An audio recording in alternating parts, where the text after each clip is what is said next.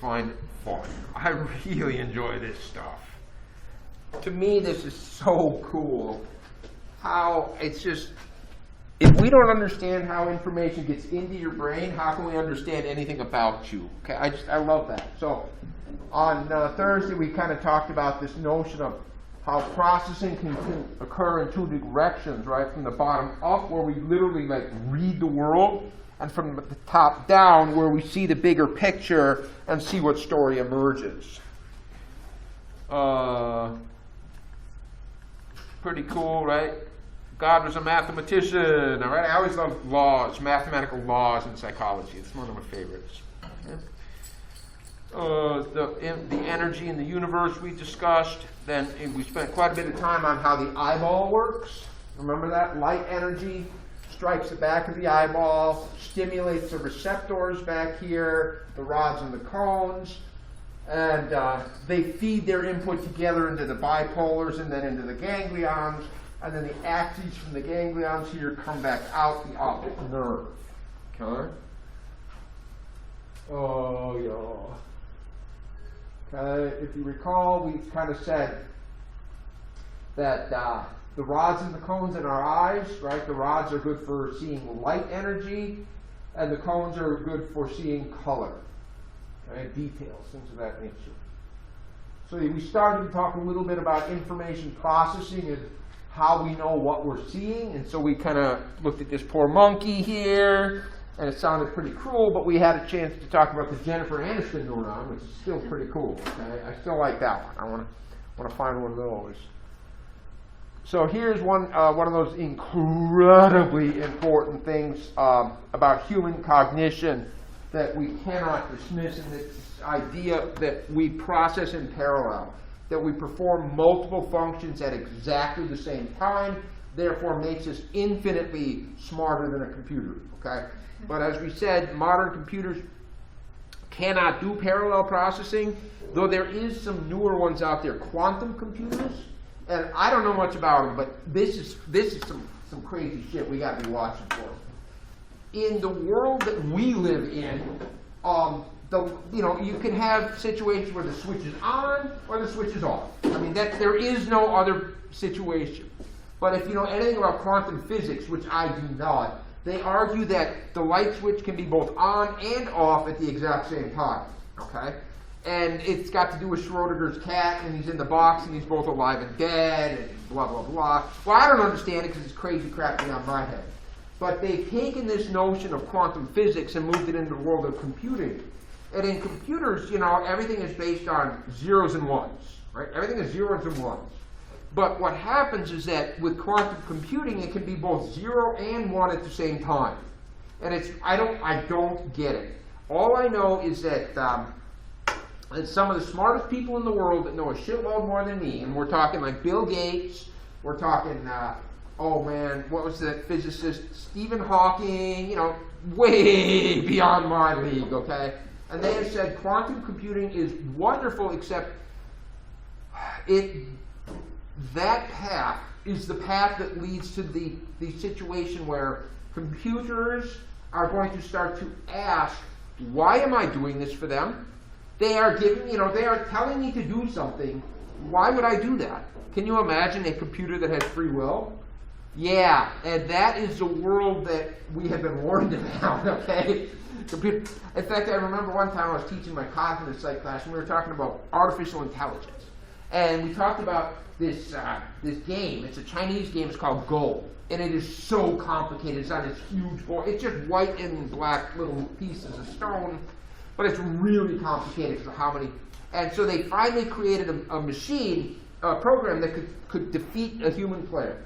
And then they showed some pretty interesting things, that the computer was learning and developing new strategies, not just taking all the things that were already written beforehand and implementing it, but creating new strategies.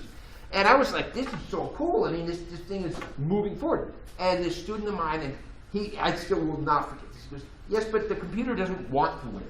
Okay? It's simply been programmed. Your job is to win. It doesn't feel victory when it wins. It doesn't have this desire to win. But this is where quantum computing is going to lead, at least according to, again, people smarter than me, is a computer that wants to win. So buckle up. We'll see how that goes. Okay. So anyway, we were talking about the eyes and the different rods and cones and how they combine to make different colors. And in the ear, we talked about the most important part of the ear being the inner ear, in particular the cochlea there, because that's really where the waves of liquid in here are going to stimulate the receptors that are inside the basilar membrane there. We moved in a little bit, as we said, the other sense organs are much less well studied simply because there isn't enough money in it. But yeah, absolutely, you know, non-human animals have lots. You know, how does a goose, how do they migrate? How do they know where to go? And it's crazy because they have a sense organ that you and I don't have, you know, based on magnetics, right? Using the North Pole to guide where they move, and it's pretty interesting stuff. And so clearly, the sense organs that we have are by no means the end of the possibility. There is more energy available in our world than we have the ability to work with, right?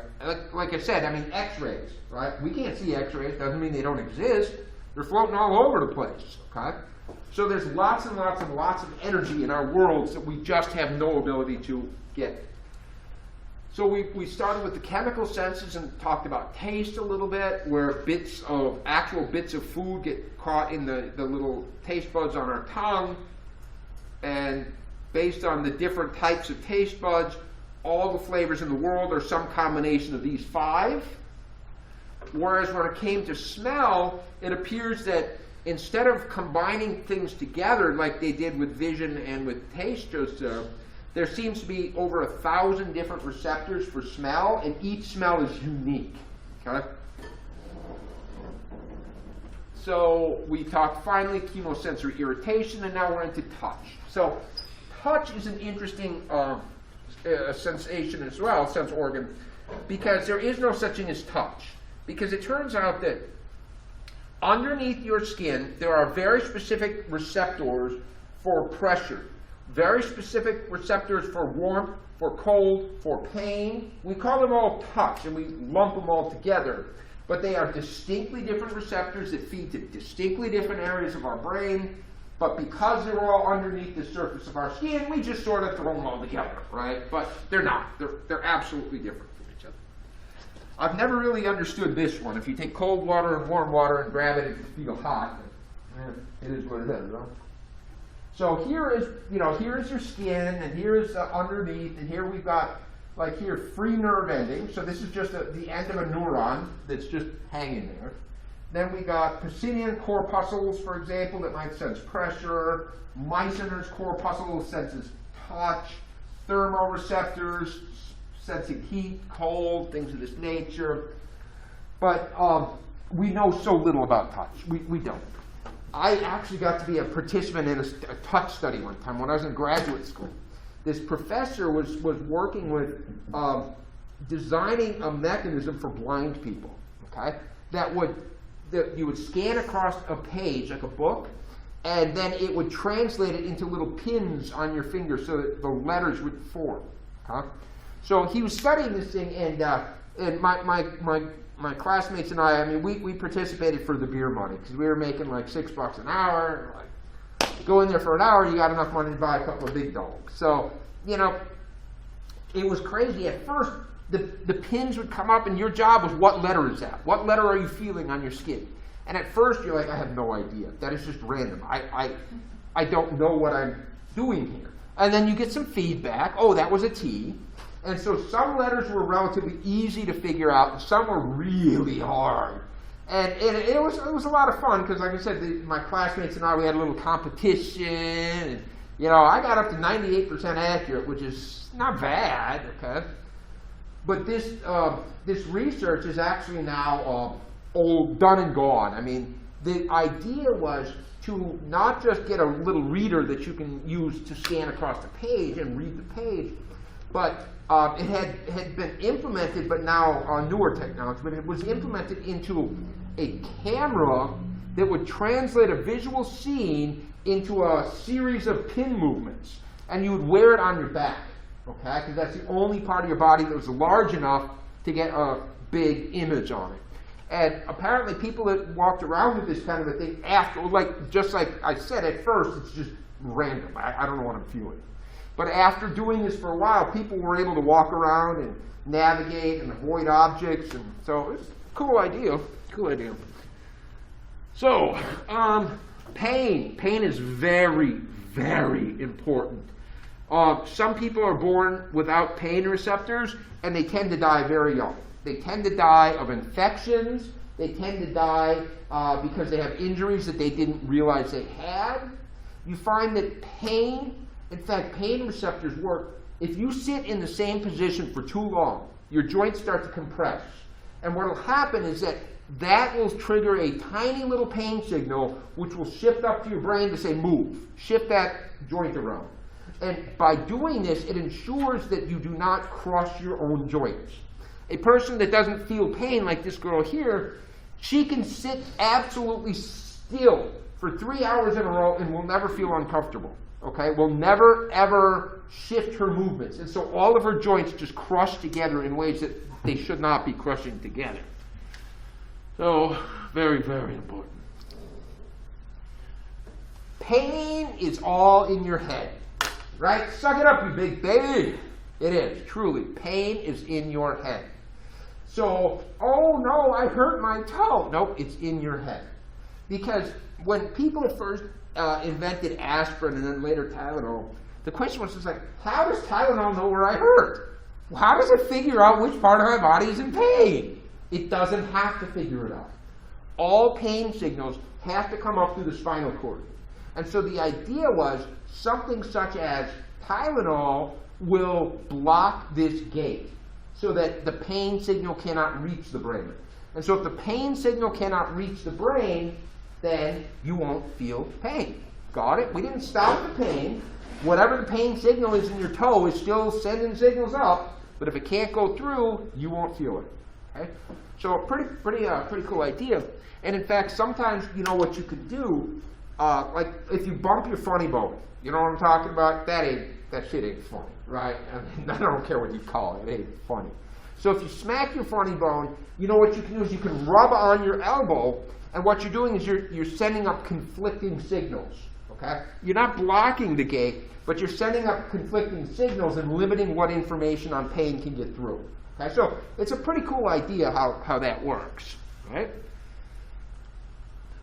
But what's really interesting is how pain has so many more than just, because you know, two people can have the exact same injury and one can experience more pain than the other. Okay? One can express more pain. One can, and so there's a variety of things. One time I remember my daughter, she fell down the stairs when she was 4, maybe 5. And she had been going through one of those stages where she cried at everything. You know, that's what kids do. And so she's crying and telling me how, you know, her ankles, blah, blah, blah. And I'm like, suck it up, you big baby, right? You know? And she's swearing up and down, and I'm having this conversation because, I mean, this is really hard. When you're a dad, you got a little kid like that. I mean, kids are stupid. I mean, you know, they're telling you this. They're going to tell you that the dog stuck his head through the fence and bit your arm off or something, and they don't truly believe it, you know. Whatever. So I'm like, okay, you know, if I take you to the doctor, you're going to get a great big shot in your butt, you know. Had to bring it. Oh yeah. But you know what? I still didn't trust her. So I turned on The Lion King. And you know what? That girl, not a word about her pain. Nothing. But the moment that thing was over, bam. And it turned out she had a twist fracture. She actually twisted the bone in her leg. And just like that. So I'm like, okay, I guess it's real. Ew. But that was really hard. As dad, you don't know if your kid's full of shit. Because if you go into the doctor, it's going to cost you a big pile of money. Okay? You walk in there and there ain't no problem. They don't care. You got to pay the bill. Okay? So distraction is huge. Okay?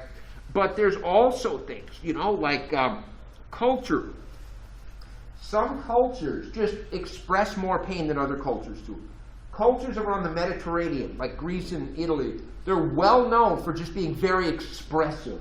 Okay, so people from Greece and Italy can have the same injury as somebody from not Greece, and it just, the way that they would express it would be completely different.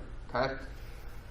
So there's a lot of things involved in the actual experience of pain, and some people are just big babies, right? You know what I'm talking about. I'm sorry, I'm married to one of those. Anyway, when my wife was giving birth to our first son, our first child, she was screaming so much, I am not even kidding you, they told her to shut up.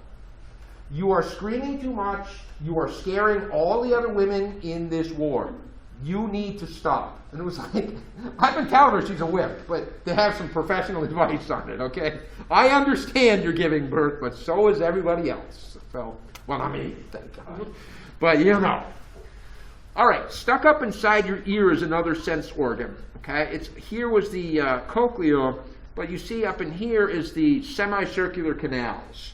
And these semicircular canals, what they do is they allow us to know our position relative to Earth. Where are we compared to, so if you go like this, even if your eyes are closed, you know that your head is oriented down. So in other words, it's basically a sense organ that tells you gravity. Okay? So if you're upside down, clearly it's pretty straightforward what's happening. But as your head's at different angles, because what happens is that inside there, it's kind of like this. There's cilia. Remember, there's little hair cells for receptors, and there's like liquid in it. It's filled with liquid. So if you move your head forward, the liquid's going to move like that. If you lean your head back, it's going to go like that. And so different hair cells are going to be triggered. And so this is the one that also allows us to tell acceleration as we're moving, as the car starts to move forward.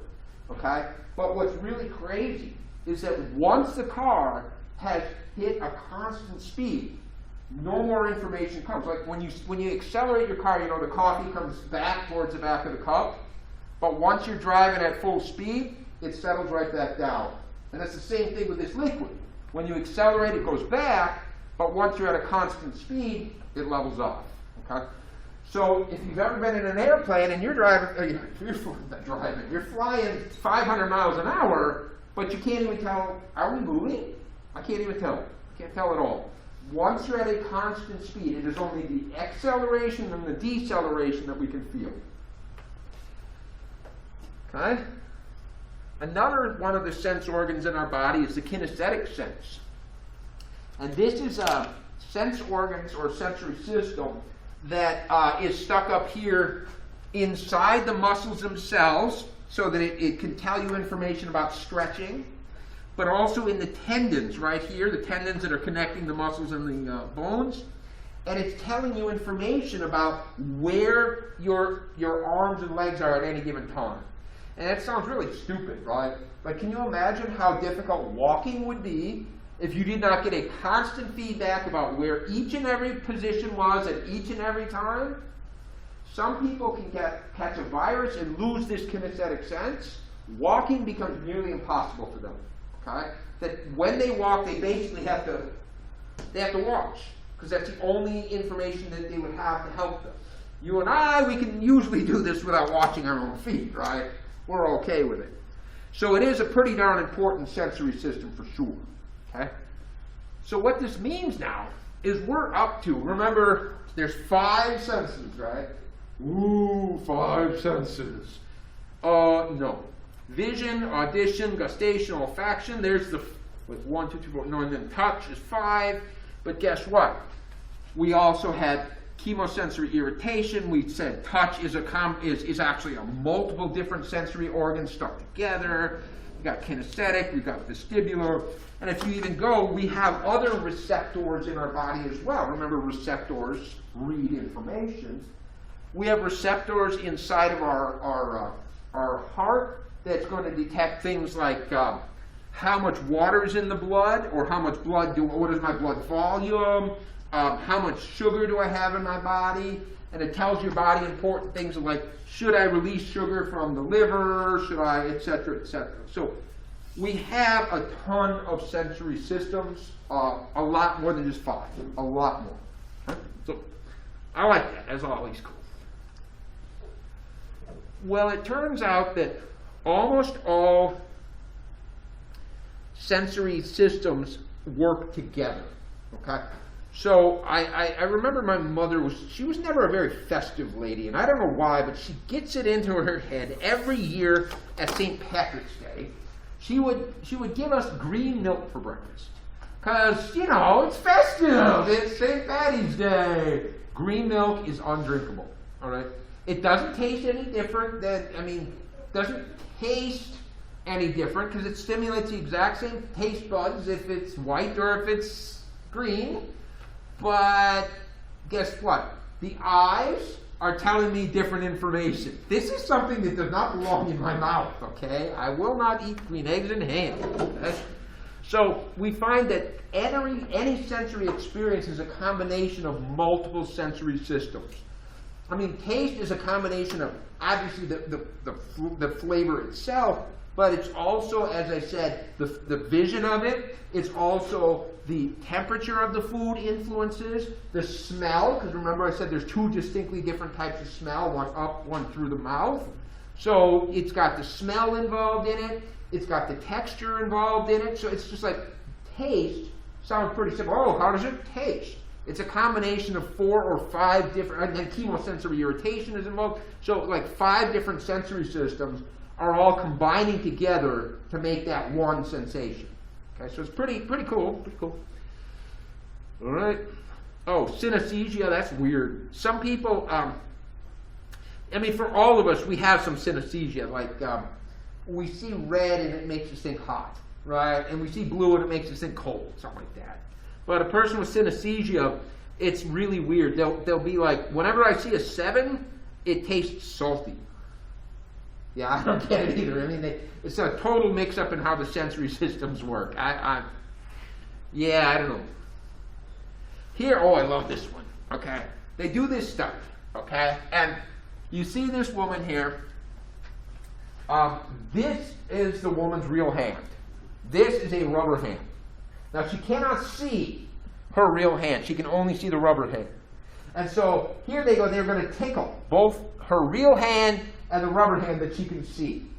And this girl is then going to come and say, I think that's my real hand. All right? And it's crazy. Whenever we have a conflict in our sensory systems, vision wins. Okay? We call it visual capture. Yeah, there's visual capture. Vision always wins if there's a conflict. Remember green milk? Yeah. Green vision definitely dominated anything else about that milk. Okay? Or if you go to the movie theater and you see the people talking on the screen, you know where they put the sound system, right? It's on the side. Yet you have no problem seeing the voices coming from that screen. Okay? Because that's where the mouths are moving. Okay? So there's a little bit on sensation, and as I said, it is sensation is mostly a physiological thing, but clearly there's a lot of psychology involved. I mean, these interactions, these other things. But now when we move into perception here, we're definitely at a point where it's 100% psychology. We are outside of the realm of physiology for sure. Okay? So perception is an active process where we construct meaning. So we might see a marker, but we perceive things based on our experiences across our lifetime. So even if we all see the marker, our perception is going to be completely different, right? I perceive it as, I don't know, I picked a boring object, all right? So I should have tried a more exciting object to say that one. But even if two people have the exact same sensations, their perceptions will not be the same, okay? Because it's based on expectations, previous experiences, etc. So one of the principles that overrides perception is this notion of Gestalt.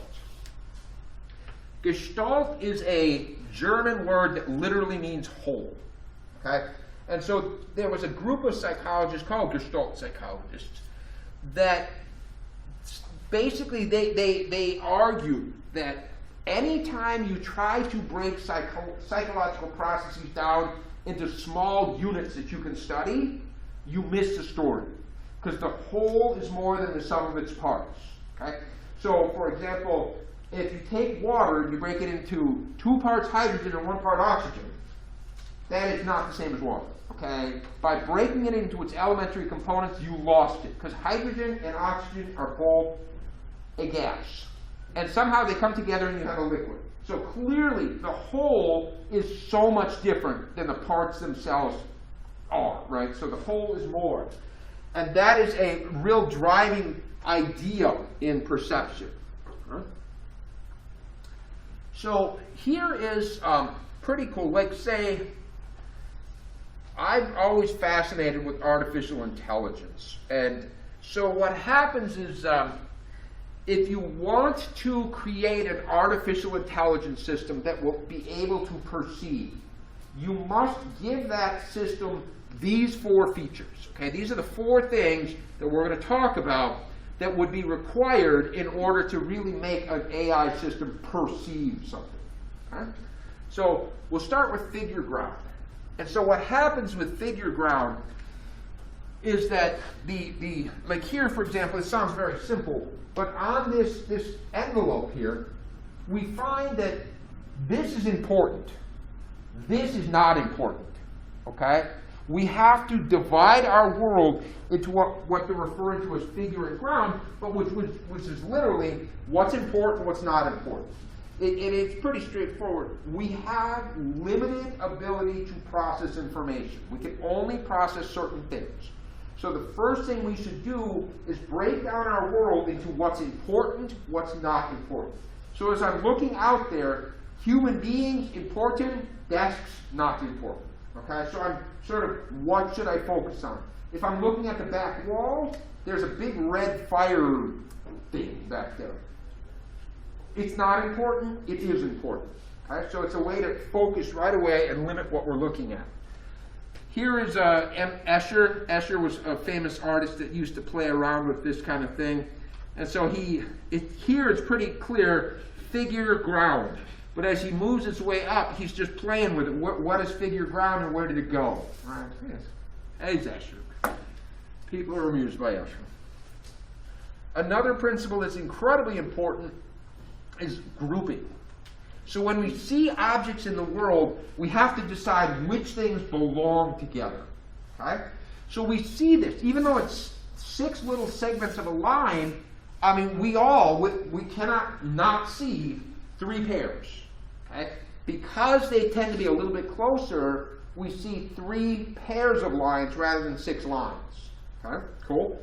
And you can't not see it. That's the crazy thing, right? It's just there. It just is. Similarity, I mean, there's no reason that we have 3 columns here. There's no reason, right? There's no logic to it. It just is. Because it is 3 triangles, they must belong together. Or this is great. This is based on proximity. And that's like, I mean, look at these letters. Here I go. 1, 2, 3, space. Except here it's a big space. Well, look at this. A-N. There's a space there too, isn't there? But it's a small space. But look at that. That's a big space, isn't it? So in the same way that this becomes 3 pairs, just automatically, the break in between these letters must be a little bit larger between words in order for us to see which letters belong together. Okay? So a pretty cool idea right there. But we also find closure. I love it. We all see a triangle. And I don't know how to tell you, there ain't no triangle. There ain't no triangle on this board. I don't know why you see a triangle. I don't know why I see a triangle. You can't not see it, even though it does not exist. Okay? Or that one, I love it.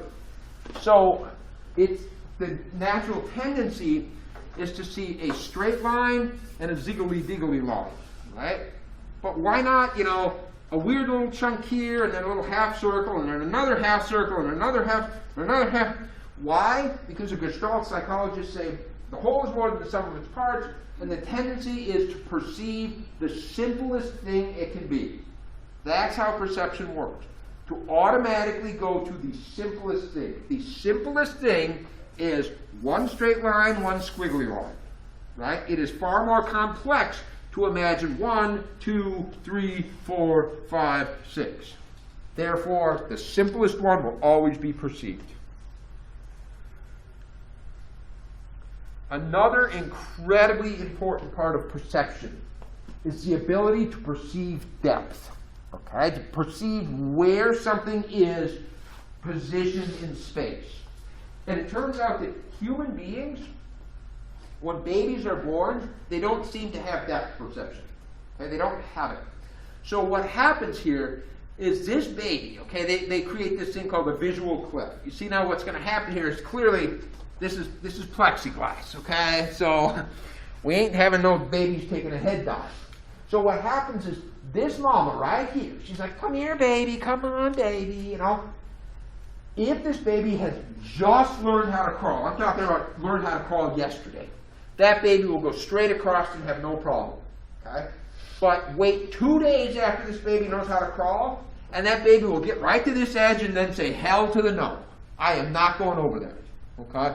So it seems pretty clear that the babies do not develop the ability to perceive depth until they need it, okay? Until they can move on their own, there is no need for this particular thing. Well, it turns out if you take like a cow, they've done this with cows, believe it or not. They create a similar idea. You take a brand new cow, you pop the baby cow on there, and the baby cow is walking all over. Within about 10 minutes, the baby cow will not cross that line. Okay, just will not go over. So it's a pretty cool idea that we're not born with it, but we develop it the moment we need it, right? It's cool. In order to perceive depth, we have, we have to look at binocular cues, which is 2 eyes, biocular, 2, and monocular in a second. So here, for example, if you're looking at, looking at an object, okay, look at it with, in fact, you know what, I'm going to have both eyes open and I'm going to line it up with the red dot. Oh, that's interesting. So as I'm opening and closing one eye, I'm getting a different image, right? I'm seeing a different thing with the left eye and the right eye. And so this helps us to perceive where depth is. Or convergence, I like this. Especially when something gets up close. Oh, that hurts. You know what happens is the eyeball's got to turn in and it pulls on the muscles, right? So you're getting feedback from the muscles attached to the eye as to where the position is. Okay? But the majority of our depth perception does not, in fact, require 2 eyes. It only requires 1 eye, okay? Which is probably a good thing because, for a whole lot of animal species, they have eyes on the side of their head. Therefore, they never have an overlapping image. Therefore, they can never perceive depth using 2 eyes. So probably a good thing there's a fallback here, or we'd have a whole world of animals with nothing to do. All right, so now, you see this guy, he is about to throw a spear into a little baby elephant head. Right? Isn't that what's happening? Come on, follow the spear, dude. It ain't hard to see, right? Come on, what's going on? Okay. Now, all right. We see here that they've created an image such that we've got a gazelle, and the gazelle is blocking our ability to see this hill behind, isn't it? Therefore, we have to assume that the gazelle is close to us, this hill is behind it. Since this hill is blocking our ability to see this hill, we assume closer, less close, furthest. Okay? We also know that elephants aren't little tiny things like that. We know that they're giant beasts. So how is it possible that a giant beast would appear to be so small this far away? Right? Because if I'm taking people in the back of the room, that's how tall they are. If it's in the front of the room, you're that tall. Got it? So depending on where you are, depends on how much of an image I'm going to see. Okay? So relative size, smaller images are more distant. Interposition, if they overlap, then the one that blocks your ability to see is closer. Another one is linear perspective. And we find that parallel lines, when they go off into the distance, I can see it in here. There. I can see it as I'm looking, because the distance between the 2 tables in my view is there, there, there, there, there. Okay, so as I'm going out, parallel things tend to converge on themselves. Okay? Or here, look at this, Gustave Caillebotte. I've always loved that picture. And then they had at the Fort Worth Art Museum, they had and my wife buys this painting from Caillebotte, not obviously the original. And she loved it, all right? Oh, that's great. So then we had to get the frame to go in there, okay. And then she made me paint the entire freaking room to match the painting. An entire room. And now that I think about it, I don't even know where they went after we moved. Damn! Caillebotte. I love it. But you see what happens here is that in this rainy day in Paris, okay, you've got the people that are closest to us, you can see some details. You can see his mustache. As you get further back, I got nothing on this guy. As you get further back, I can't even tell this is a man or a woman. The further back, look at that, it's just a blur. And so the further away something is, the less details you can catch in it. Okay? And so there's been stories of people that grow up in polluted places like New York City or something, right? New York City is a hellhole, by the way. I don't know if I've gone on a rant about how shitty that city is, but someday I will. And then they go hiking in Colorado or something, okay? And so they're like, okay, I'm just going to hike to that mountain, because based on their experiences in New York City, because the air is full of pollution, they have used this idea of, as long as I can still get a clear image of this building, it must be a block away. So they go out to Colorado where the air is clean and there's no pollution out there, and it turns out that it can still be clear and be 5 miles away. All right? So fools you, buddy. All right? Give you a 5-mile hike out of that one. We also find other things such as relative height. In this image here, as we get higher, we assume it's further away from us. If it's above the horizon, things get lower or further from us. Got that? So higher is further, lower is further, and then they converge. And it's similar to this idea, but it's like a two-dimensional this way. So the whole world converges on itself. Here's a beautiful one. We see right here, because of the fact that this is darker, we assume that this is further away or deeper, shall we say. Or even here, when you look at these, for some reason this one feels like it's closer to you. This one feels like it's somehow sunken into the screen somehow. So the brighter it is, the closer it's going to appear to be. Huh? Even with movements. If you're driving in a car or riding on a train, apparently, you see what happens is things that are close to you will go very quickly by.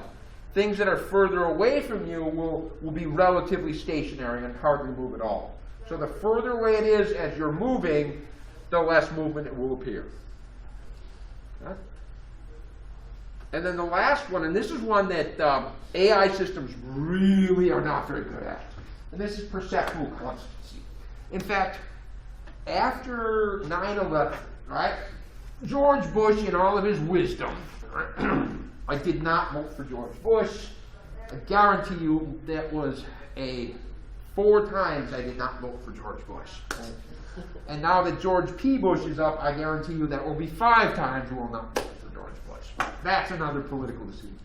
So after 9/11, they have these commissions of the Homeland Security, and they put together a program to install cameras at busy intersections and load up into there all of the faces of terrorists and the faces of the most wanted on the FBI's list, so that when people would be driving through the intersections, it would capture and figure out where the terrorists are, where are the bad guys.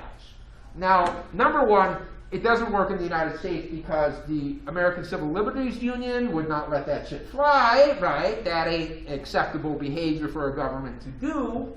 But despite that, it was an utter failure, okay? And there's no way Homeland Security is going to admit to it. It was an utter failure, and that is because AI systems do not do well at this perceptual constancy. That what happens is that when you, and they're still not very good at facial recognition. It's way better than it was then, but it's still not that good. When they load a picture in to the system, it's almost always a well-lit, from the front, perfect shot, okay? What do they get when the person is driving in their car? Shadows across the face. Maybe they now have a beard when they didn't have a beard before. Maybe their head is turned. Maybe they're wearing a hat. And it's just the rate of accurate prediction, even in a perfect situation. You load photographs in that are perfectly taken. You present faces that are standing still looking at the camera, and you get like 60%. Now, it's obviously a little better, but did y'all hear the brouhaha with the IRS?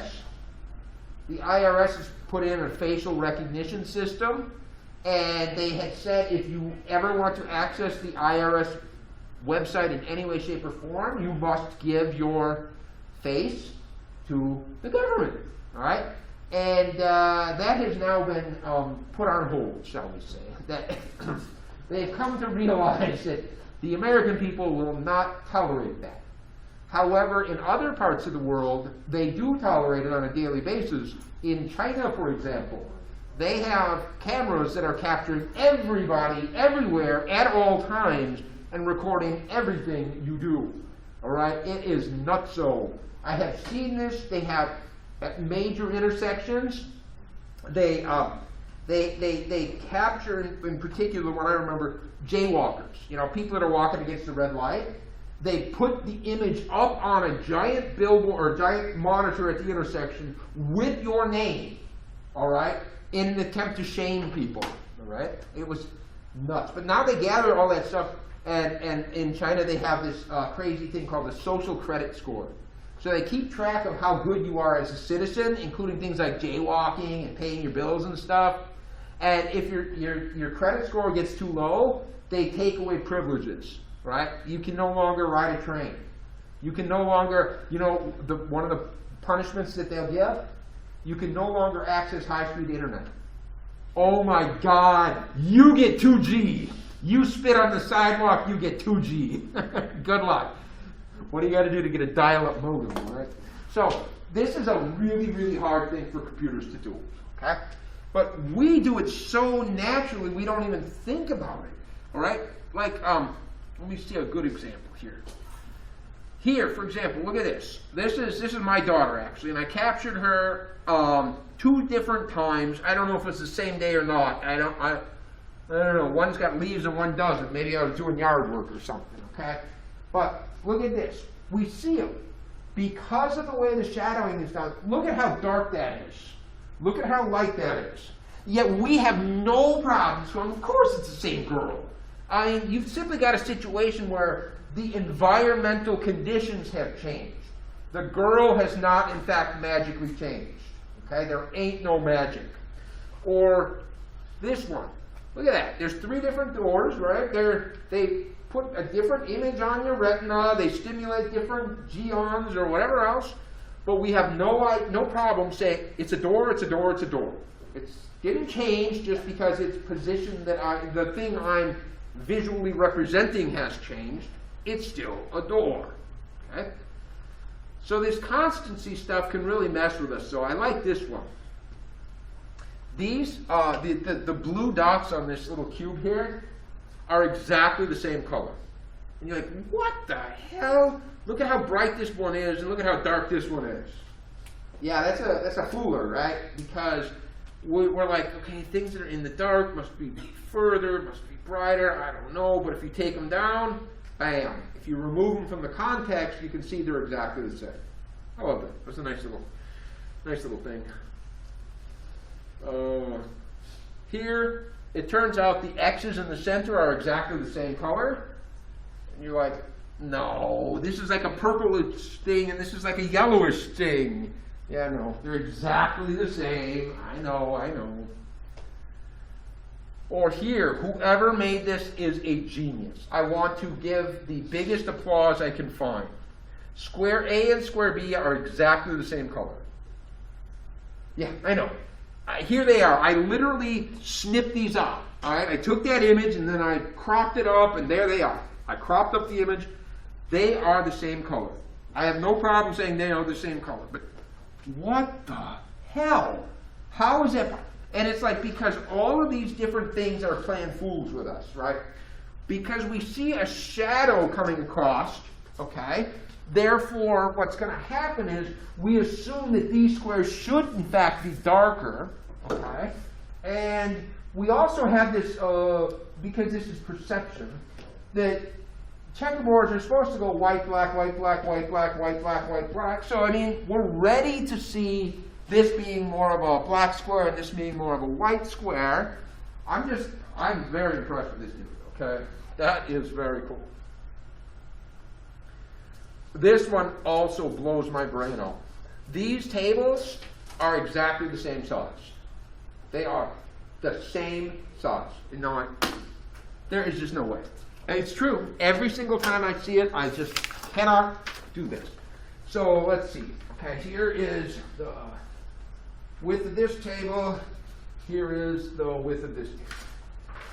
And it just, this equals this, and this equals this. I mean, they are, I for the life of me, have no idea how they can possibly make that true. And it hurts my head just to even conceive of it. And I cannot tell you how many times I have literally measured this just because I just refuse to believe it, but they are exactly the same. This is one that I can get behind, though. All right, are you ready? It's like, this big bad monster is chasing this little baby monster. It's like, pick on somebody your own size, you big bully. You see it? Ready? Oh my God, how tall is this monster? Oh God, I don't have that one. Oh, I can use my arm. Okay, there we go. How tall is that monster? Bada bing. How tall is that monster? Bada bing. All right. Trust me, they're exactly the same monster. This is just the same monster. So why does it feel like a big monster is chasing a small monster? Because things that are higher should be further away, right? The higher it gets, the further away it is. And we know that if things are further away, they're supposed to get smaller, aren't they, in our visual field? How is it possible that this monster is further away and yet still this size? Well, because it must be a giant monster, right? Because if it was a giant monster that was in the distance, then it would give us this image here, wouldn't it? But nope. Exactly the same monsters. Love some monsters. Perceptual sets, on the other hand, are expectations, are things that we expect. Because when we walk in, okay, is this the Loch Ness Monster or is it a branch in the water? Well, it depends on what you want to find, right? It depends on what you expect to be there. Do you believe in crazy shit? Then it's a Loch Ness Monster. Are you skeptical? Then it's a branch. Okay? Flying saucers or just weird clouds? Okay? So in one study, what they did was they showed people this image right here, a guy playing a saxophone. And another group of people, they saw this picture, which is clearly a woman. So then what they did was they showed them this middle picture afterward. If they saw this picture first, it was always a saxophone player. If they saw this picture first, it was always a woman. Okay? So they came to expect to find a saxophone player or expect to find a woman, and that is exactly what they found. Okay? So pretty cool, pretty cool. Oh, I like that. Context. Yeah. Perception is dependent upon other stuff. In this thing, the center dots, as you can probably imagine, are exactly the same, but it's like because of the things that are around it, it appears small and it appears large. Okay? Oh my God, this is awesome too. So they take this picture, it's a pretty straightforward picture, and they show it to some people and they say, tell me what you see. Oh, okay. There's a family sitting around in the house, and mom and dad are on the couch underneath a window, and they're just having a conversation. Great. Then they took this picture and they showed it to some people in East Africa. And I said, tell me what you see. They go, okay, they're sitting around under a tree, and mom's got a can on her head. What, Mom's got a can on her head? What the hell are you talking about, a can on her head? Now, I guess if I grew up in East Africa where such a thing was in fact fairly common, maybe I would too see a can on her head. But me, I'm used to people sitting around in homes underneath windows, okay? So the culture you grow up in can greatly influence the way you perceive as well. And often, perception is based, especially in places of ambiguity. You say, you know, oh, the window pane was raised. Now, clearly there's two possible words there, but because of the words around it, you're going to perceive this one, right? You're going to perceive the one that is correctly finishing the sentence. Okay? Or how about this? Say it quickly. A tax on senators. I think we should have a tax on senators. Am I proposing an insurrection or fairness with the IRS? All right, what am I doing here? All right. Nowadays, you never know. Yeah, you never know. That's right. And it could be both at the same time. Okay, it could be both at the same time. I love that. A tax on senators. I would get behind that one. So we find that when you're tired, a distance will appear further. Okay, so that's pretty cool. Okay. If you're holding a crossbow, I mean, literally, I don't know who did this kind of study. If you're holding a crossbow, the target looks further away. I don't know who did. A hill is steeper if you have a heavy backpack, or if you have sad music, or if you walk alone. All right, they've literally said, how steep is this hill? And people think it's steeper if they're carrying something heavy, or if they were listening to sad music,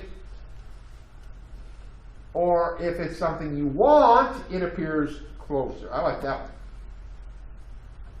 Whoa, okay, I like that. All right, moving on. So human perception is an interesting and flawed thing. And what happens is that, how do I put it, most engineers are idiots, okay? Because engineers, they design products. They think about product design, and they think, what would be the most efficient way to make this product? What would be the way to make it cheap, you know, make it something like that? But what happens is that often human beings are very irrational, okay? So in this setup right here, you all know this one. Come on, we are all victims of this game, right? You know, you turn on the heat and you're getting the pan ready for your food, and you're waiting, and you're like, okay, it's going to be ready when I come back, and of course that one's lit when you come back, right? We all have. So what this notion of human factors is this idea that if you design a product in a way that is more natural, then human beings will react to it better. Okay? So one day I was at a research conference, and you know, between sessions you got to go use the restrooms, right? I mean, it's what you do. And so I'm going down, and there's a sign, and on the sign that's poking out from the wall, it shows women on the left, men on the right. Okay? So, all right, so then I turned, so as you're coming up, you turn to get in. And it was women on the left, men on the right. So guess which direction I went? To the right, into the woman's restroom. Right? It's like, why would the designers of this product not realize that human beings, upon seeing an image with women on the left, would not then assume women are supposed to be on the left, right? Isn't that just the logical way to design the product? So unfortunately, so many engineers just won't do that. And the one engineer that really captured this was Steve Jobs, okay? The founder of the Apple Corporation. He clearly did not design iPhones to be efficient. He designed them to trigger our desires, to fit our wants, to fit not to be efficient. Okay? They're incredibly inefficient devices.